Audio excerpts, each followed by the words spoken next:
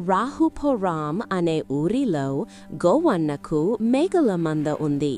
ప్రతిరోజు ఆ మేకలను మేత కోసం అడవికి తీసుకువెళ్లేవాడు. అందులో ఒక మేకకు పిల్ల పుట్టింది. పుట్టిన పిల్ల అప్పుడప్పుడు మంద నుంచి బయటకు వెళ్ళిపోయేది. ఆ విషయం గమనించిన తల్లి గట్టిగా హెచ్చరించింది. అడవిలో క్రూర మృగాలు ఉంటాయి, మంద నుంచి బయటకు వెళ్ళొద్దని గట్టిగా హెచ్చరించింది.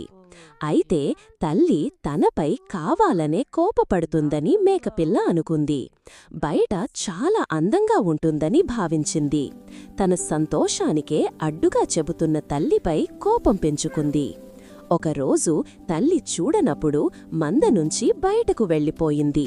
ఒంటరిగా తిరుగుతున్న మేకపిల్లను కనిపించడంతో ఒక పులి పంజా విసిరి మేకపిల్లను ఆరగించింది. నీతి: పెద్దలు ఏది చెప్పినా అది పిల్లల మంచి కోసమే, వాళ్ల సంతోషానికి అడ్డుకోవాలని కాదు.